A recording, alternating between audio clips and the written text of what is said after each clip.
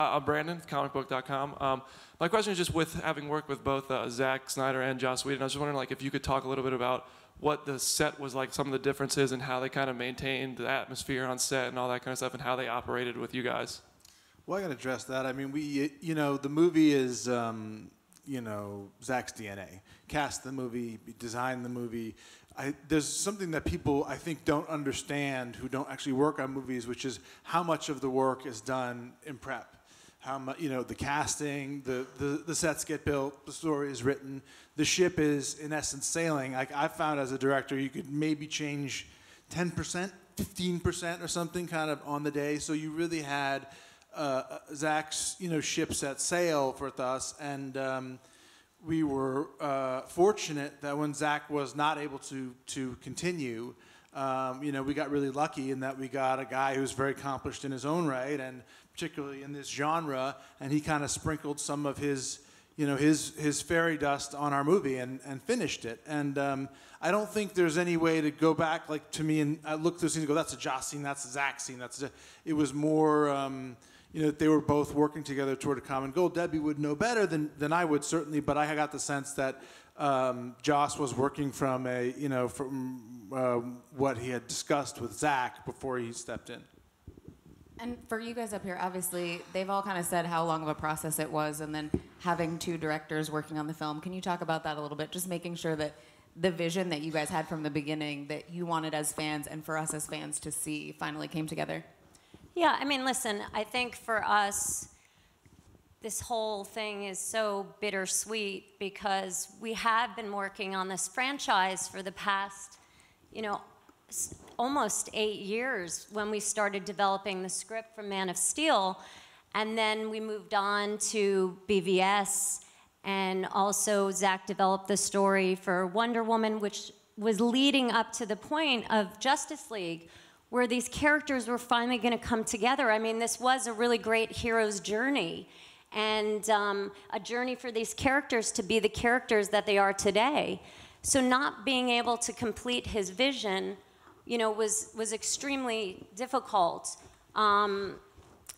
So that makes it hard. But we were lucky that we had Joss already working on script pages. And our feeling is that we're hoping that people don't think about how the movie was made when they went to see it, because these characters are bigger than any director. They're bigger than any of us. And we love and adore these characters, and we love and adore all these people here, so. How about for you, Chuck? Well, I mean, I can't really say it any better than Debbie or Ben, Of course, it's been just a great privilege and fun to work with Zack and Debbie on, and all of the actors in the various films, starting with Henry, with Man of Steel, and then as Ben with Batman versus Superman and Henry, and then Gal and Wonder Woman, and then the whole team together right now. It's been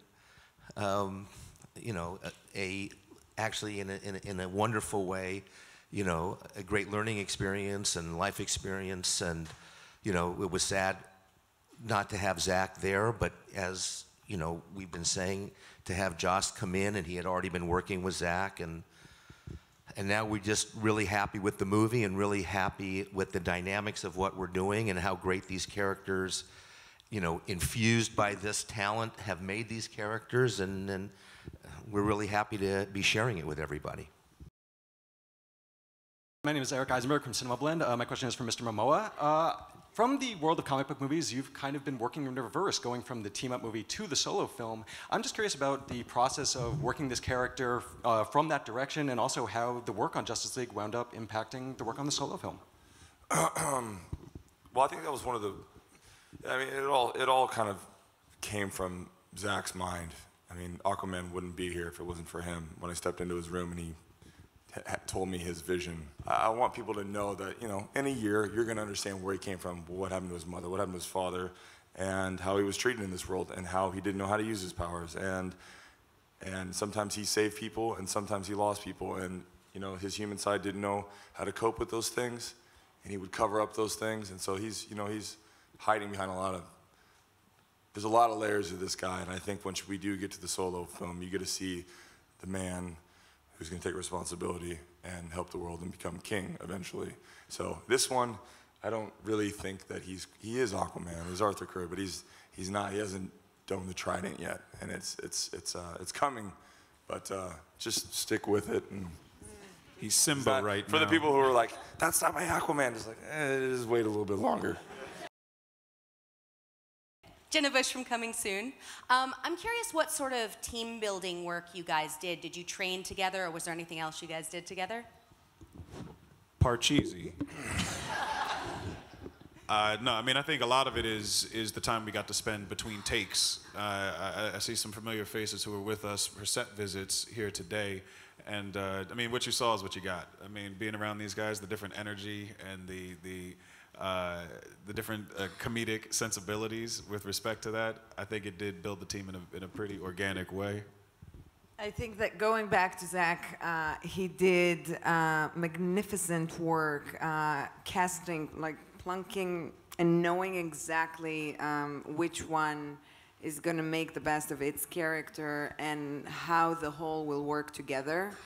And it's been super easy. It's been very natural. I mean, no hours at the psychologist, sofa talking about each other. No, it's been super fun and very easy.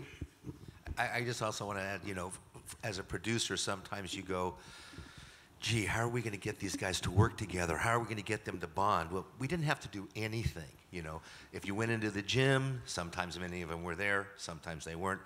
If there was take one, between take one and take two, or take three and take four, you'd look around, they were together. And, it was the most easy coming together of a group, on any group experience on a movie that I've ever seen. The other thing too is we spent a lot of time on set. It was the first time I've ever stayed on set. Normally, I got massive ADD and I can't sit still and I gotta go do something. So I'd always run back to my trailer. But we were just we lived in our tents and we have a band. Yes, he did the drums. Ezra did the drums. We did some singing. Ben did the Bruce voice. It's been super awesome. I'm telling you. Jingle bell time. It's a swell time.